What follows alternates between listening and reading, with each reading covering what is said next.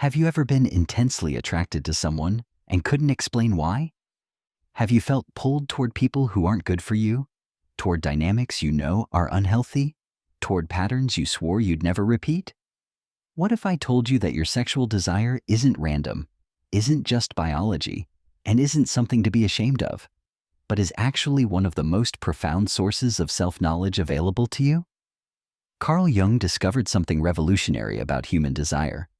He understood that sexual attraction isn't merely about physical chemistry or evolutionary drives. It's symbolic energy, what Jung called libido, carrying messages from your unconscious about unmet needs, disowned parts of yourself, and the internal union of opposites. Your psyche is trying to achieve. Your desire is speaking a language. The question is, are you listening? Today we are going to decode what your sexual desire is actually revealing about you. Not to judge it, not to repress it, but to understand it so deeply that it becomes a compass for your growth, your intimacy, and your self-knowledge. By the end of this video, you'll never look at your attractions the same way again. But before we dive into Jung's profound insights about desire, if you're a woman ready to understand the psychological depths of your own attractions and transform how you relate to desire, subscribe to this channel and hit that notification bell. Because what we explore here goes beyond surface-level advice into the actual mechanics of the psyche and what your desire is trying to tell you about who you are and who you're becoming. Jung understood desire as what he called psychic energy, or libido. Not just sexual energy in the narrow Freudian sense, but life force itself seeking expression, integration, and wholeness. When you feel intense attraction to someone, your psyche isn't just responding to their physical appearance or personality. It's responding to something in them that represents a part of yourself you haven't yet integrated, a quality you've rejected or denied, or an aspect of wholeness you're unconsciously seeking. This is why you can meet someone and feel instant, overwhelming chemistry that seems to defy logic. Your rational mind might recognize that this person isn't good for you, that they're unavailable or incompatible or triggering. But your desire doesn't care about your rational mind's assessment. It's operating on a different level entirely, following a logic that Jung spent his life mapping, the logic of the unconscious seeking completion. The first key to understanding what your desire reveals about you is recognizing what Jung called shadow attraction, the magnetic pull toward people who embody qualities you've rejected in yourself. If you were raised to be good, to be accommodating, to suppress your anger and your power, you'll likely find yourself intensely attracted to people who are unapologetically bad, who take up space, who express anger freely, who wield power without apology. This isn't about judging yourself for being attracted to the wrong people. It's about understanding that your psyche is trying to retrieve the parts of yourself you've exiled into the shadow. The bad boy, or the emotionally unavailable person, isn't just a poor choice. They're a carrier for qualities your psyche knows you need to integrate.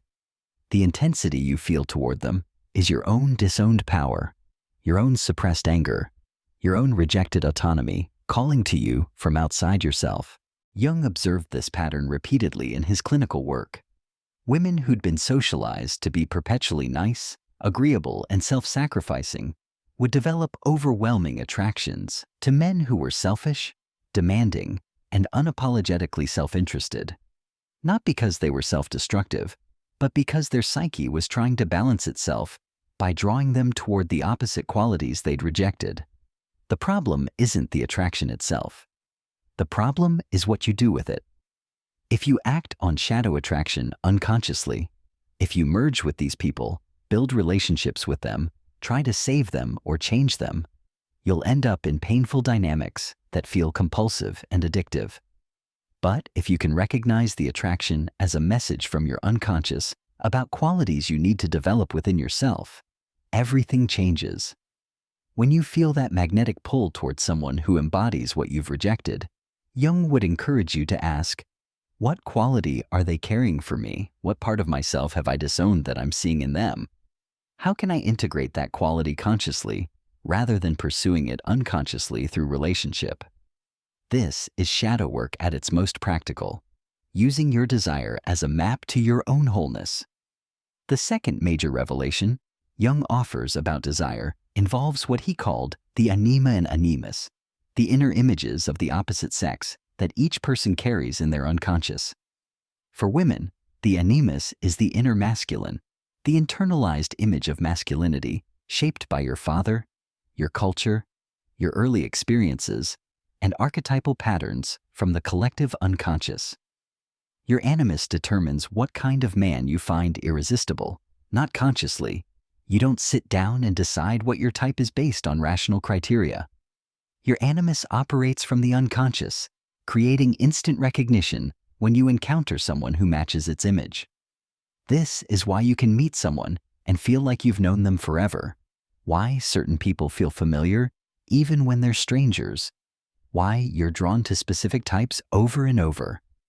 But here's what most people don't understand. Your animus isn't showing you your ideal partner. It's showing you the masculine qualities you need to develop within yourself. If your animus is undeveloped, if you haven't done the work of integrating your own inner masculine, you'll project it entirely onto men and become dependent on external masculine energy to feel whole, to feel safe, to feel capable of acting in the world. This creates what Jung called animus possession. When a woman's inner masculine takes over and she becomes rigid, opinionated, aggressive in ways that don't feel authentic to her, or she swings to the opposite extreme, becoming completely passive and dependent, unable to access her own masculine capacity for decision-making, boundary setting, and self-protection. Both extremes reveal an unintegrated animus, and both will show up in your pattern of desire. When you develop your own inner masculine, when you learn to protect yourself, assert yourself, make decisions for yourself, act with confidence and authority in your own life, something fascinating happens to your desire. You stop being magnetically drawn to men who carry those qualities because you're no longer desperately seeking them outside yourself. You can appreciate masculine energy in others without needing to merge with it to feel complete. This is the third crucial insight Jung offers about desire, the difference between projection and presence. Projection is when you see in another person what's actually in your own unconscious. It creates instant, overwhelming chemistry because you're not really seeing them. You're seeing your own disowned qualities, your animus image, your unlived life reflected back to you. Projection feels like destiny, like fate, like this person is the one, because they trigger such intense recognition. But projection isn't love. It's fascination with your own unconscious content, and it inevitably leads to disappointment, because the real person can never live up to the projected image. Jung observed this pattern destroy countless relationships, the initial intensity of projection giving way to disillusionment when the real person emerges from behind the projection screen. Presence, by contrast, is what becomes possible when you've done enough inner work to recognize projection when it's happening. Presence means seeing the actual person in front of you, with their real qualities, their actual limitations, their genuine humanity, not the carrier for your unconscious material. Presence feels different than projection. It's calmer, steadier, more grounded. It doesn't have that manic quality of, I must have this person or I'll die. When you can distinguish between projection and presence, your desire becomes more trustworthy. You can feel attraction without being possessed by it. You can recognize chemistry without mistaking it for compatibility. You can experience intensity without losing yourself in it. This discernment is crucial because unconscious desire will lead you toward what's familiar, not what's healthy. It will recreate your childhood dynamics, replay your unresolved patterns, and keep you stuck in cycles that feel compulsive. The fourth insight involves understanding how repression mutates desire.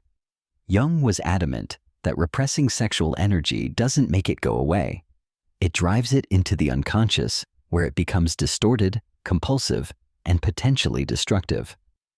When you shame your desire, when you try to deny it or suppress it or pretend it doesn't exist, you don't eliminate it.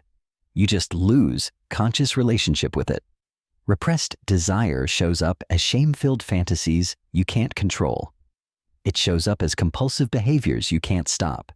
It shows up as sudden, overwhelming attractions that seem to come out of nowhere and take over your life. Jung understood that the energy doesn't disappear. It just goes underground and starts operating from the shadows, where it has more power over you, not less. This is why Jung advocated for what he called conscious suffering, the willingness to feel your desire fully without immediately acting on it or repressing it. To sit with the intensity, to understand what it's telling you, to let it reveal its message before you decide what to do with it. This creates space between impulse and action, between feeling and behavior, between unconscious compulsion and conscious choice. When you can hold your desire consciously, feeling it without being controlled by it, you gain access to its symbolic meaning. You can ask, what is this attraction trying to tell me? What quality am I projecting onto this person? What part of myself am I seeking outside? What childhood pattern is being activated? What does my psyche need that it thinks this person will provide? This brings us to Jung's conscious protocol for working with desire: awareness, boundaries, consent, and integration. Awareness means recognizing when you're in projection, when shadow attraction is operating, when your animus image is being triggered. It means catching yourself before you act unconsciously and asking what's really happening beneath the surface intensity. Boundaries mean understanding that feeling desire doesn't obligate you to act on it. You can feel intense attraction and still choose not to pursue it if your rational assessment tells you this person or situation isn't aligned with your values, your well-being, or your actual goals. Boundaries create the container within which desire can be felt safely without becoming destructive. Consent means ensuring that any expression of desire happens within mutual agreement, respect, and authentic communication. Jung understood that unconscious desire often bypasses consent because it's operating from compulsion rather than choice. Bringing desire into consciousness makes genuine consent possible. Integration is the ultimate goal, taking the message your desire is offering and using it to become more whole.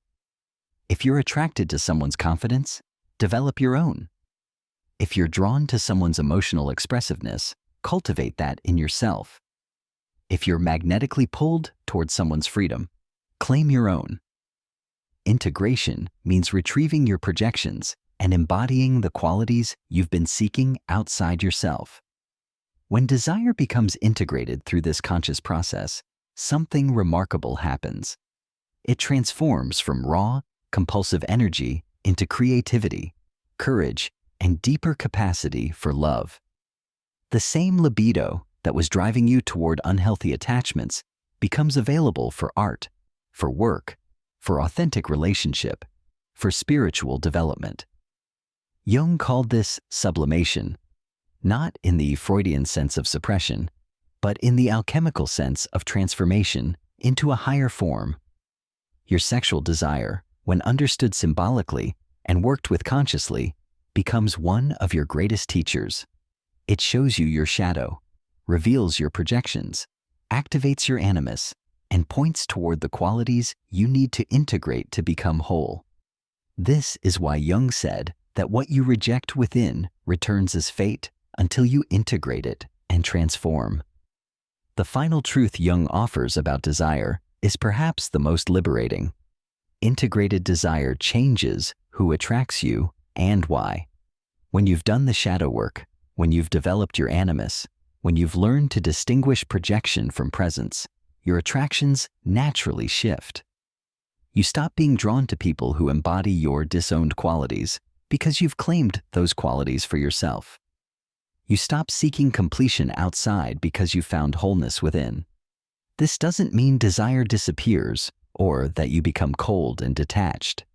It means your desire becomes more aligned with your actual values, your genuine needs, your authentic self. You're attracted to people who support your growth rather than people who keep you stuck in familiar patterns. You choose partners from consciousness rather than compulsion. You experience chemistry without losing your center.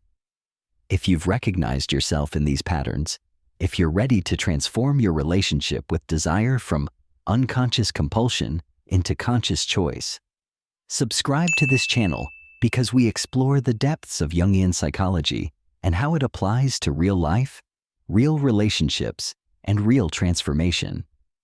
Your desire is trying to teach you something profound about who you are. Women who've integrated their desire report something remarkable. They feel more alive, more creative, more confident, and paradoxically, more discerning about who they choose. The intensity doesn't disappear, but it's no longer controlling them. They can feel powerful attraction and still maintain their boundaries, still assess compatibility, still choose what's actually good for them rather than what's familiar. This is the gift of bringing consciousness to desire. It stops being something that happens to you and becomes something you work with consciously. You honor your impulses with awareness rather than shame. You recognize attraction as data rather than destiny. You use the energy of desire to fuel your individuation rather than losing yourself in unconscious patterns. Jung's final message about desire is this: your sexuality is not separate from your spirituality, your psychology, or your journey toward wholeness. It's all one energy, one process, one movement toward integration. When you stop splitting yourself into acceptable and unacceptable parts, when you bring consciousness to your shadow, when you integrate your animus and retrieve your projections, your desire becomes a force for evolution rather than repetition. What you deny becomes magnetic until you integrate it. What you project creates false destiny until you own it. What you repress controls you until you make it conscious. Your sexual desire, understood through Jung's lens, is not something to conquer or transcend. It's a compass pointing toward the wholeness you're meant to become.